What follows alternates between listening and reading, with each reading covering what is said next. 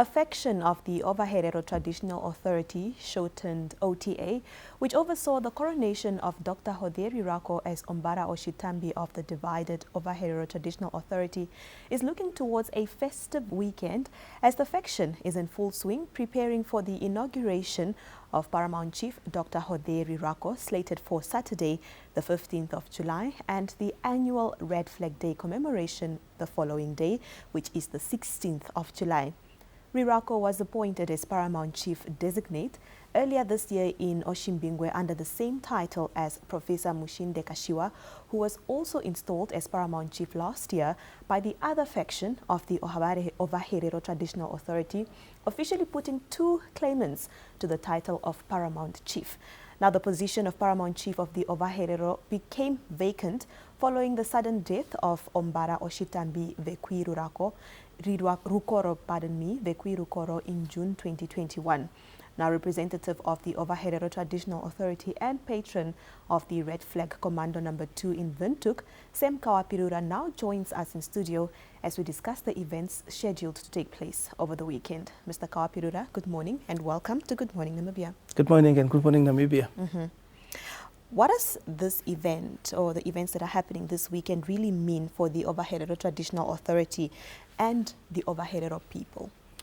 Well, around the 1800s, there were wars between the Ovahereros and the Nama people, fighting over land and cattle and so on.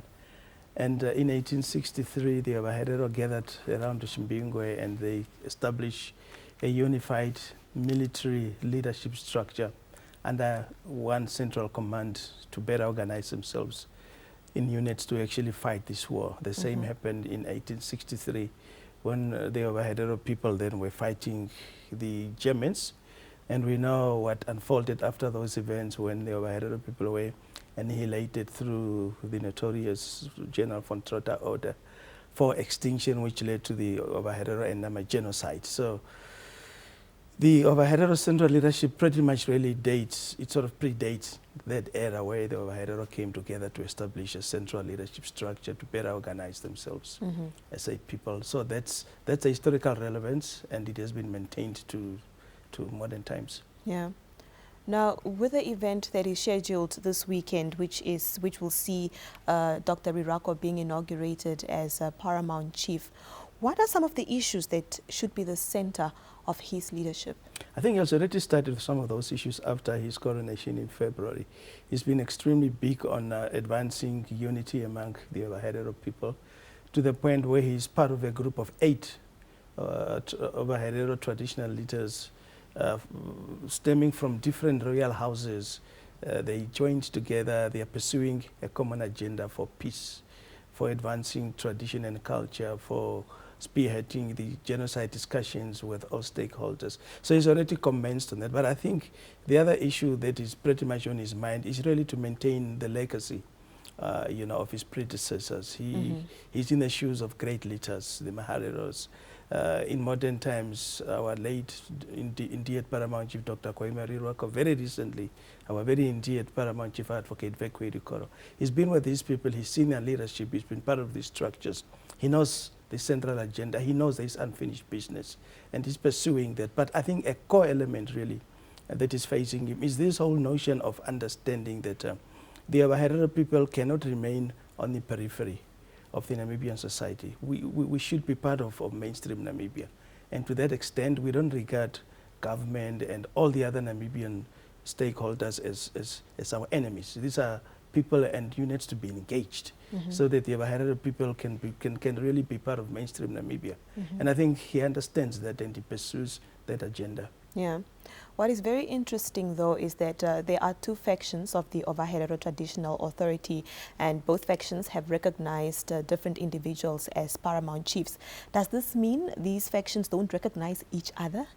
Well, interestingly, you would know that the whole Namibian traditional leadership has really been mired into conflicts and disputes from the southern parts of the country, central, eastern, the northern parts of the country and so forth. So these things are not new. I think disputes, succession dispute in traditional leadership structures is not a phenomena that is only peculiar to the Ovaherero people. And it's also not new really to us. Clearly, Dr. Riruako and the Ovaherero leadership, 29 constituencies that coronated him, that really elected him through an open, transparent, democratic contest in which 2 sitting members of parliament contested. It was a very fair and transparent process.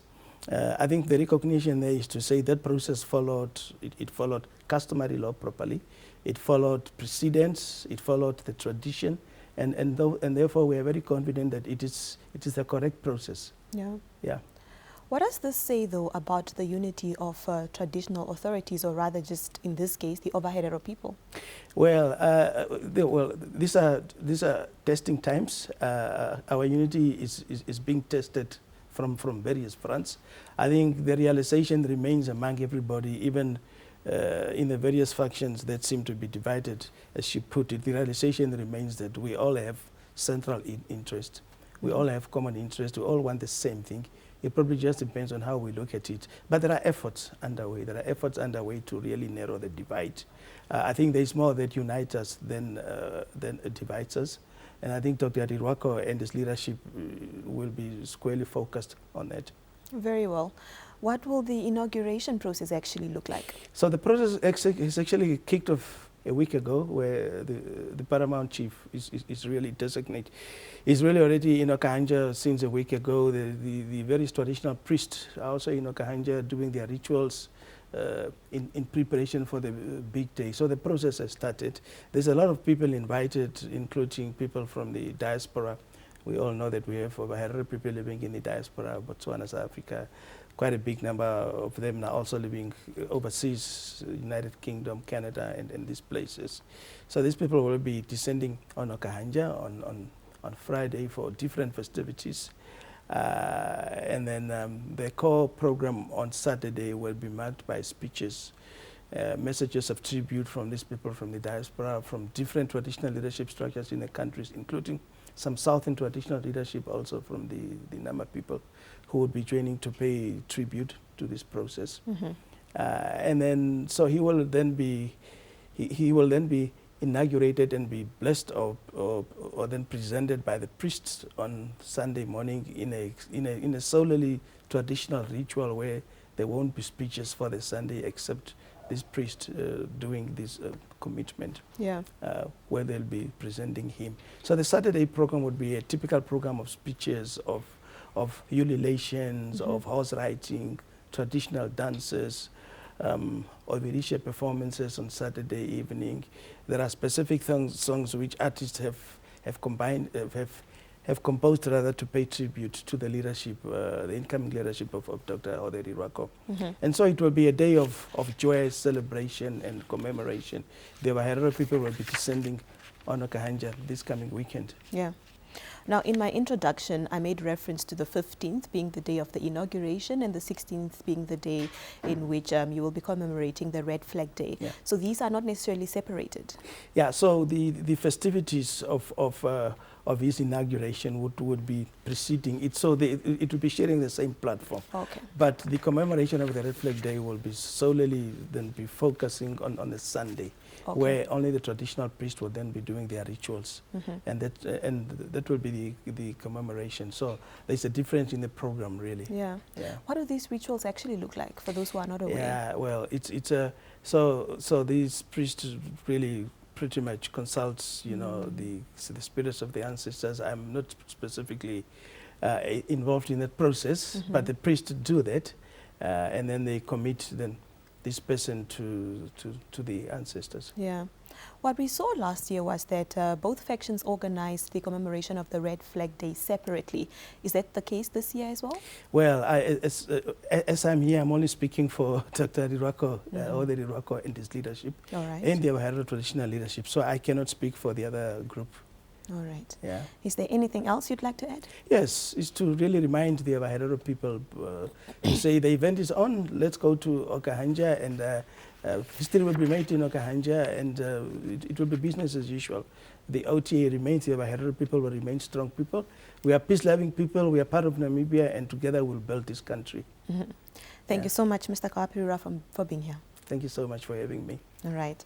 Well, that was Sam Kauapirura, who is a representative of the Ovaherero Traditional Authority, and he was talking to us about the activities that the Traditional Authority have planned for this weekend, which is the inauguration of Dr. Hoze Riruako as Ombara Otjitambi of the Ovaherero Traditional Authority, as well as the commemoration of Red Flag Day. We will be back shortly. Stay with us.